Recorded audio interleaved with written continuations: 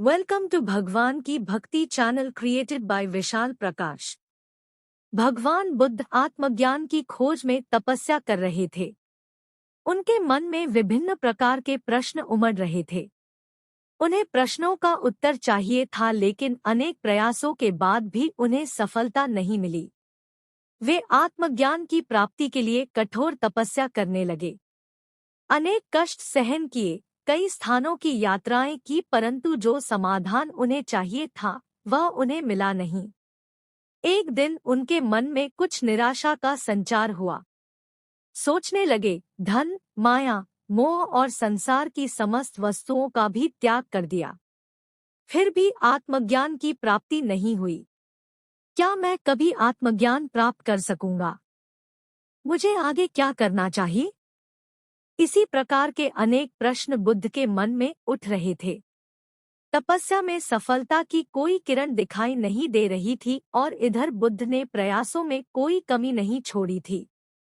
वे उदास मन से इन्हीं प्रश्नों पर मंथन कर रहे थे। इसी दौरान उन्हें प्यास लगी। वे अपने आसन से उठे और जल पीने के लिए सरोवर के पास गए। वहां उन्होंने एक अद्भुत दृश्य देखा। एक गिलहरी मुंह में कोई फल लिए सरोवर के पास आई। फल उससे छूटकर सरोवर में गिर गया। गिलहरी ने देखा, फल पानी की गहराई में जा रहा है। गिलहरी ने पानी में छलांग लगी दी। उसने अपना शरीर पानी में भिगोया और बाहर आ गई। बाहर आकर उसने अपने शरीर पर लगा पानी झाड़ दिया और पुनः सरोवर में कूद गई। उसने यह क्रम जारी रखा। बुद्ध उसे देख रहे थे, लेकिन गिलहरी इस बात से अनजान थी। वह लगातार अपने काम में जुटी रही।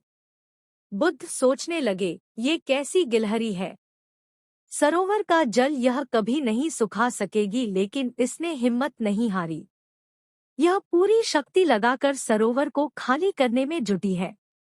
अचानक बुद्ध के मन में एक विचार का उदय हुआ, यह तो गिलहरी है, फिर भी अपने लक्ष्य को प्राप्त करने में जुटी है। मैं तो मनुष्य हूँ। आत्मज्ञान प्राप्त नहीं हुआ तो मन में निराशा के भाव आने लगे। मैं पुनः तपस्या में जुट जाऊंगा। इस प्रकार महात्मा बुद्ध ने गिलहरी से भी शिक्षा प्राप्त की और तपस्या में जुट गए। एक दिन उन्हें आत्मज्ञान प्राप्त हो गया और वे भगवान बुद्ध हो गए। For more story subscribe our channel.